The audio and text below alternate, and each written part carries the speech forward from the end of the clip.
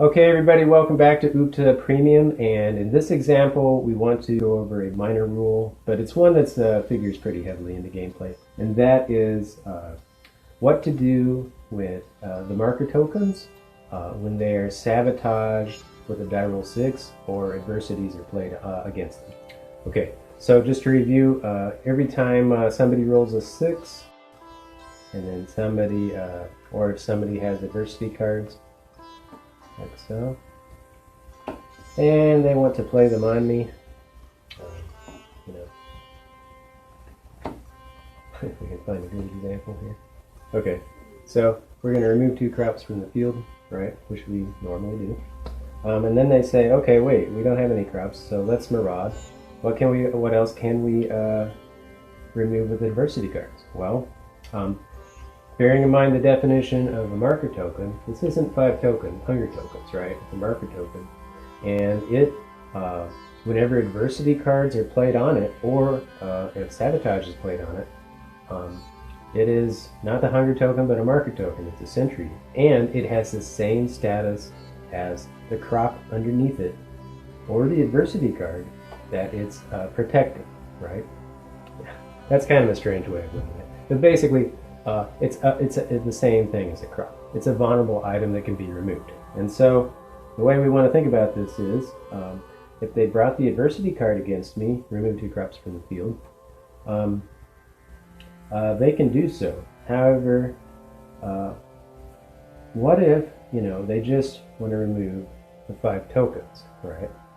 Or in fact, to give a better example, we have 10 tokens sitting on this adversity card, right? So here's a card, it's got 10 tokens on it, right? And they bring the remove 2 crops from the field.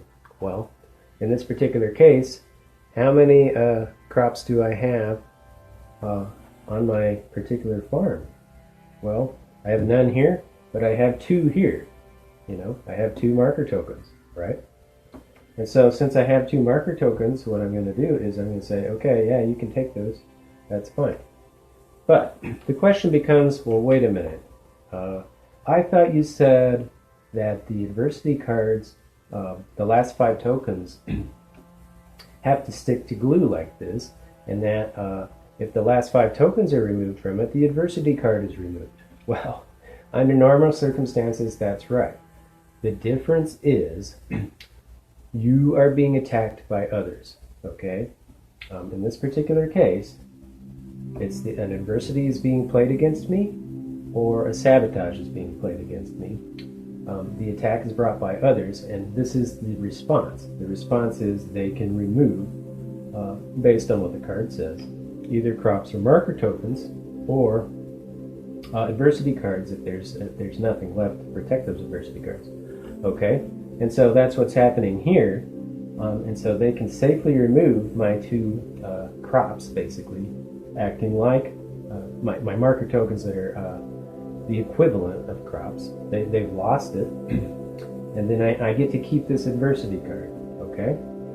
Now, if instead I wasn't being attacked and it was just happened to be my turn, now I have autonomy and freedom to make decisions. Let's say I'm on a productive farm roll, right? Well, in this particular case, what we have is, I've decided, yeah, I want to go ahead and play this on somebody else, right? And I've determined that this particular card has 10 tokens on it. It's going to be worth losing if I play it on someone else. But the really cool thing is, I have that extra option of slowly reducing the value of the marker tokens through liquidation before I play the card on others. That's that wonderful option you have. And of course, you can only do that once per turn, So it's a slow devaluation of the protection of the adversity card, but it allows you to keep that asset, and you can reduce its value slowly before getting the opportunity to play it on others. So, like anything else, there's a time pressure on it, and it's like I know, you could use the ticking time bomb analogy, I suppose, and you could just say, over a long period of time, it starts losing its value the longer you keep it, and that rewards you because you don't have to give up as much in marker token value when you're ready to play that card on someone else. Okay, and so that's what I did on my turn. I decided I wanted to liquidate. That was one type of activity. I liquidated this card. I removed the excess 5 cards. I got down to the last 5 tokens, and now I'm going to do a different activity, which is I'm going to play the adversity card on this person. And what happens when I do that? Of course, I lose all the protection on it. That goes back to the 100 token depository, and then the adversity card gets to be played on the person. It takes effect, and then it's discarded. Right? So I do hope that's clear. The difference between an attack from others, how that affects your adversity cards and marker tokens, as well as planted crops. And then, of course, what you're doing when it's your particular turn as a grower, using that freedom to decide when and whether to liquidate, free up funds, and then play the adversity card on others, right? So hopefully that's clear. And if you have any further questions, just go ahead and watch this video or rewind it, and it'll make perfect sense with a little bit more regularity and familiarity. All right, thanks.